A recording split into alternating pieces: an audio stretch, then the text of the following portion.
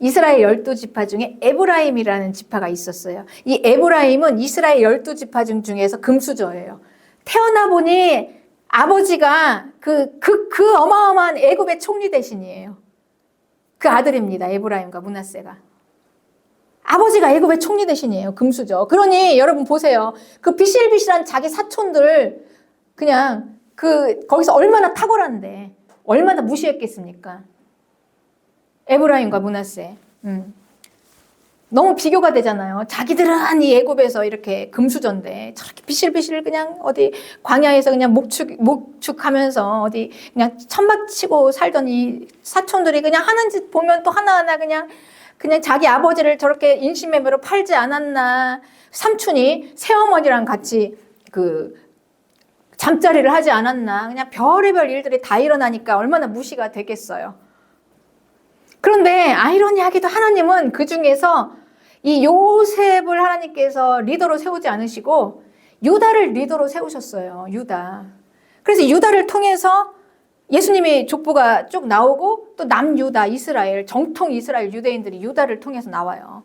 그러니 이제 이 에브라임이 보기에는 너무나 이게 정말 이 유다는 또 자기 며느리하고 또 잠자리를 해서 애를 낳잖아요. 그러니 그냥 에브라임, 므낫세가 그냥 엄청나게 교만해져가지고 회개할 줄을 몰라요. 그래서 하나님이 유다를 세우니까 이 유다에게 굴복을 못해서 하나님이 이제 이스라엘이 갈라질 때 북이스라엘과 남유다로 갈라집니다. 솔로몬의 아들 때.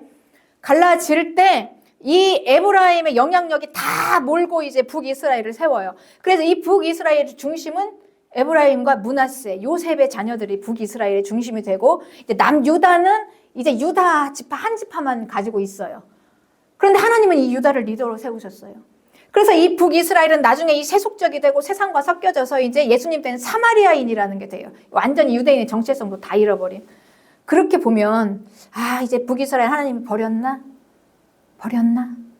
그런데 이 하나님의 자녀의 파워가 여러분 보세요.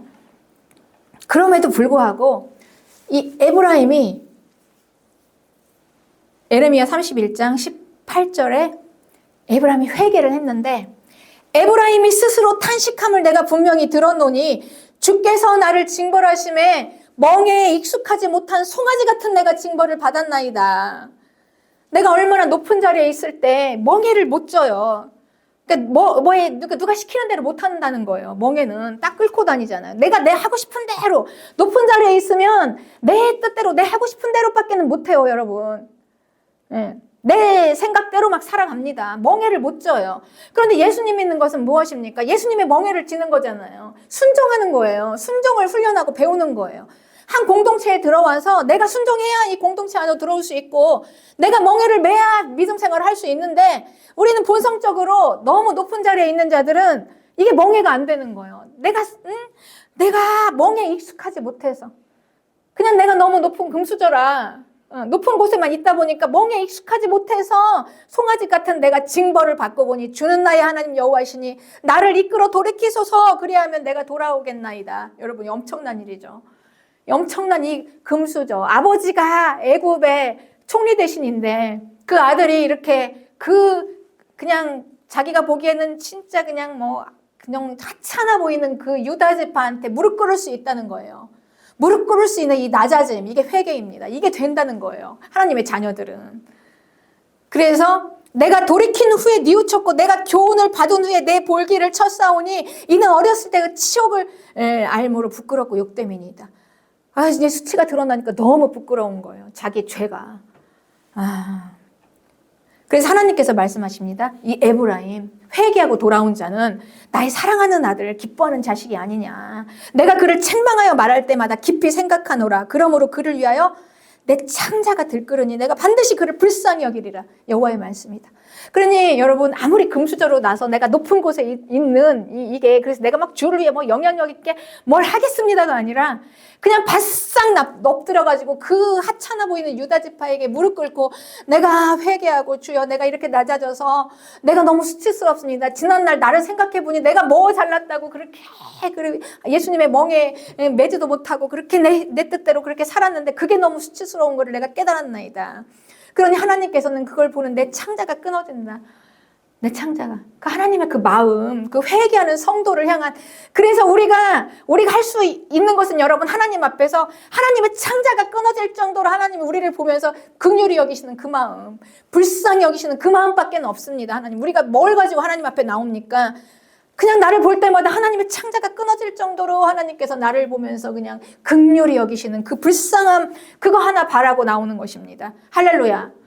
여러분, 우리가 하나님 앞에 받을 건 그거밖에 없어요. 내가 뭘 하겠다고, 내가 그 창조주 앞에서 내 힘으로 뭘 하겠다고 그 꼿꼿이 세우면서 나는 멍에를 치지 않겠습니까? 결코. 누가 나를 다스립니까? 누가 나를 내 맘대로 해? 내가 하나님 마음대로 난 결코 못해요. 내 뜻대로 이렇게 살던 인생이, 주님 나를 불쌍히 여기소서. 내가 너무 수치스럽습니다. 주님, 그때 하나님께서 긍휼히 여기실 때, 그리고 이제 요한계시록 7장에서는 하나님께서 입맞은 그 구원받은 이스라엘의 14만 4천에 딱 버젓이 요셉 지파가 들어갑니다. 므낫세와 요셉이 이 두 분깃이 들어가요. 에브라임이 요셉으로 들어가는 거예요. 우리에게 보여주셨어요. 에브라임같이 그렇게 교만한 인생들도 하나님의 자녀는 회개하니까 멍에를 치고 다시 멍에를 치겠다고 오지 않았느냐. 그리고는 당당하게 그 14만 4천 안에 하나님의 입맞은 자 안에 들어가 있다.